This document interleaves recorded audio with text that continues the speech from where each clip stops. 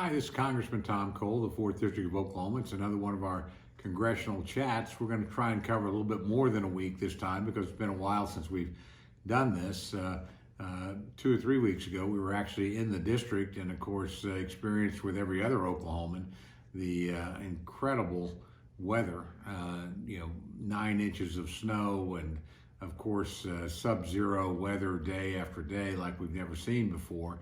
I did manage to get around the district a little bit and talk to some people, and other than the weather, things are actually going pretty well in Oklahoma, and I was pleased to hear that. But the weather, of course, will set the state back quite a bit, and means high electricity bills and power bills for quite a few people. Sadly, we had a lot of farmers and ranchers also struggling to try and make sure their animals were able to survive the storm and had adequate water, and that put enormous strain on them individually and obviously on their operations. So fortunately, people in Oklahoma were better off than people in Texas. Our power grid kept functioning, and while we had some power outages, they were controlled and planned, and in most places limited to less than 90 minutes. So thank goodness for that at least. But we did get through it, and we will get through it, and we'll keep working. In terms of Congress, sadly, while we had a lot of promises 6 weeks or so ago when President Biden took office about bipartisanship and working together across party lines and across the aisle, so to speak, we haven't seen much of that so far. The President, as we've mentioned in previous congressional chats, issued a sweeping array of executive orders and actions, many of which were incredibly hostile to the oil and gas industry, ended the Keystone Pipeline, which cost the United States 10 or 11,000 jobs, and also offended our friends to the north. As a matter of fact, in Canada, I recently visited with the Canadian Consul General out of the Dallas area, and we had a good exchange because Canada's a good friend of our country's, but she expressed her disappointment about the decisions that had been made on the Keystone Pipeline. Most people forget we run a pipeline the entire length of Canada. It's called the Alaska Pipeline, and it actually brings oil from Alaska down to the lower 48. It's a very important part of our energy infrastructure. In the case of the Keystone, that's a pipeline that would have brought Canadian crude down to refineries in the United States. There are jobs linked to that, both the construction and the operation of the pipeline itself, and obviously in the refineries that we have on the coast.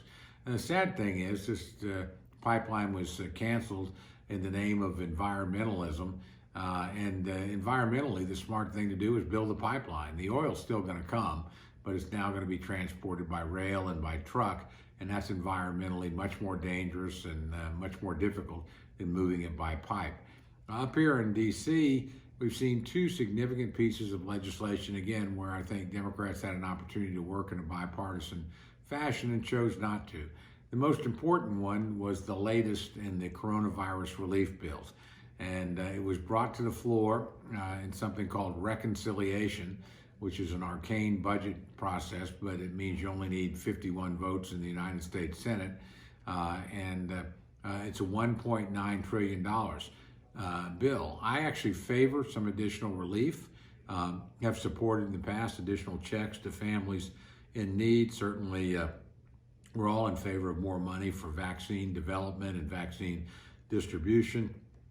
I also think there were other provisions that were worthwhile in the bill, but there's an enormous amount of money for state and local governments that simply are not needed. I talked with our own governor, and he said, Tom, we're actually going to run close to $1 billion surplus in Oklahoma. Our revenue outlook is actually surprisingly good for coming through the coronavirus crisis. And of course, Oklahoma never fully shut down, and so our businesses kept working and kept generating tax revenue.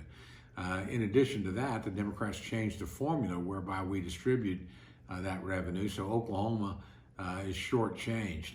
Now, I would contrast this bill, which got not a single Republican vote, and several Democrats voted against it as well, with what we did last year. We actually passed 5 coronavirus relief bills. I voted for all 5.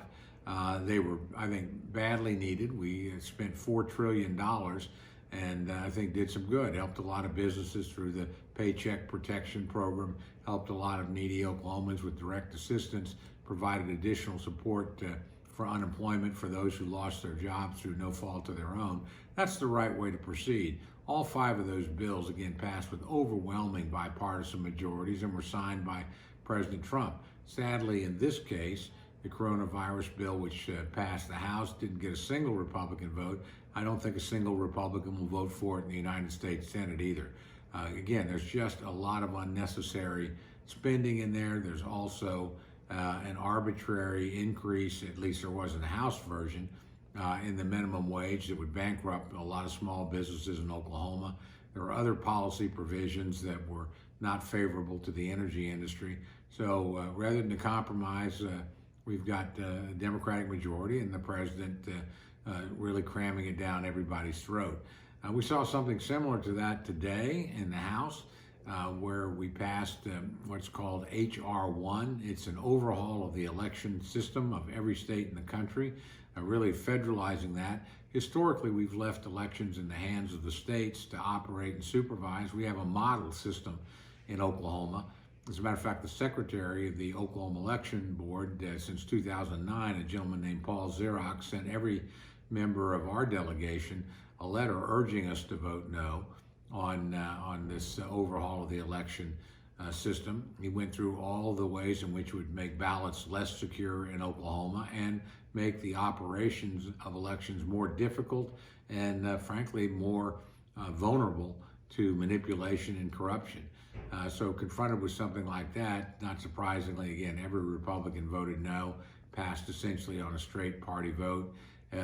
Fortunately, in the Senate, this would require 60 votes. There's no way this bill, which is very partisan, is really designed to maintain the Democratic majorities in the House and the Senate, would ever get that number of votes. So it's an exercise, but it's also an illustration of how Democrats are behaving. And right now, all the bipartisanship and cooperation and unity we were promised by President Biden when he was running for president and in his inaugural address simply have not exhibited themselves. So we'll continue to work and try and get things done together, but this is not a promising start.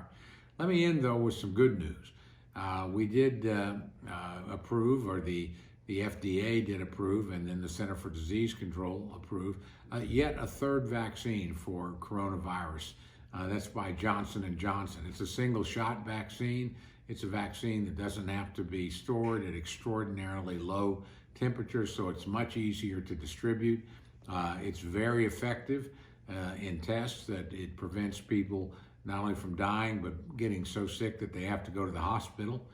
So that'll be millions of doses available and will dramatically speed up the amount of time that will be needed to actually get the vaccine distributed nationwide. As a matter of fact, the administration predicts every adult in the country should be able to get a vaccine shot of one of the 3 available vaccines by the end of May, should they choose to do so. That's good news. And we're making rapid progress there.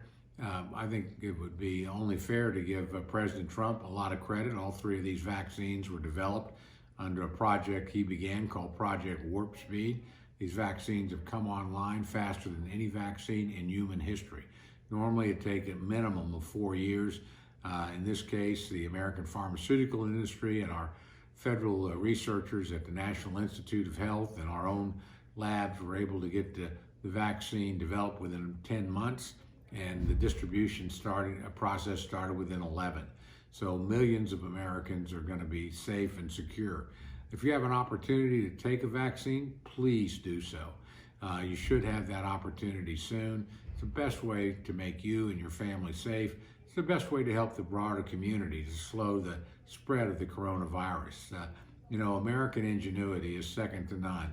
And Project Warp Speed and the 3 vaccines that have been developed are a testament to the prowess of American science and also the decency of this country in developing and distributing the vaccine free of cost. We're sharing obviously the technology with other countries around the world, trying to help other people get vaccinated, making sure our own people, though, are in front of the line, because we footed the bill to get this done, and it was largely our scientists that have been successful in rolling this out. So again, please, if you have an opportunity, take the vaccine. In Washington, D.C., we'll keep fighting, hoping things get better.